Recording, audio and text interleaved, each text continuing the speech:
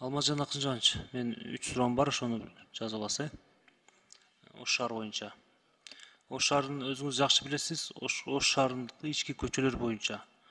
Чындыгында Минтранстын балансына караган көптөгөн жолдор бар.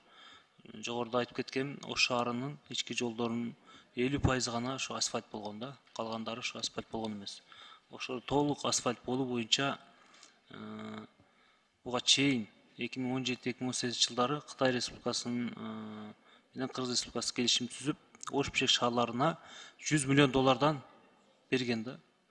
Бишкек шаар $100 миллион алып ички жолдорун кылышты да. Ош шаарына ошо бөлүнгөн $100 миллион эмне болду? Ошону мага кат түрүндө жооп берип койсоңуздар. Кат түрүндө.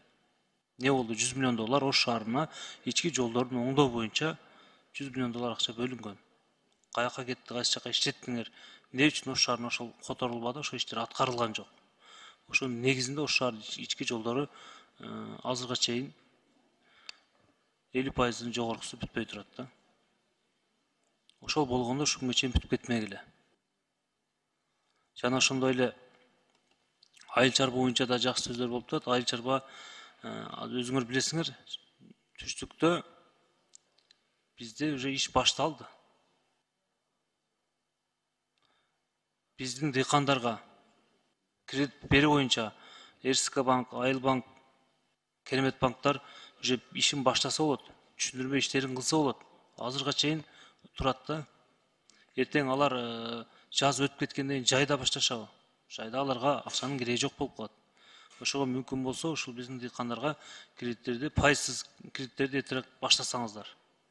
Ошол боюнча дагы урматтууларга мен протокол тапшырма бердим. 3 маселе. Ош шаарына бөлүнгөн $100 миллион боюнча жана ошондой эле дыйкандарга бөлүнгөн пайызсыз акча боюнча ошого мага протокол тапшырма берсе. Тапшырма берип койсоңуз, мага ушул кат түрүндө жооп берсе.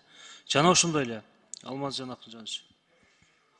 Ош шаарында билесиз, бизде чындыгында мен ушул күнгө чейин айтып келгенмин, бүтпөй калган мектептер жана бала бакчалар. 10дон ашык мектептерибиз бар. Мен өтө көп жолу айттым. Ошол быйылкы жылы сөзсүз түрдө бүтүрүшүбүз керек. Алды 10 жыл болду. Бүтпөй жатат мектептер. Bir класста нормадан 2 эсе, андан жогору эсе балдарыбыз окуп жатат да. Өзүңөр билесиңер, bir класста нормадан 2 эсе көп бала болгондон кийин мугалимге деле ар бирине билимди жеткирүү кыйын болот да. Ошого байланыштуу ошол Ош шаарына караштуу мектептерди, бала бакчаларды жана ошондой ички жолдорун көзөмөлгө алып койсоңуздар. 3 маселе боюнча ушу менин протокол тапшырмам, жооп берип коюңуздар кат түрүндө.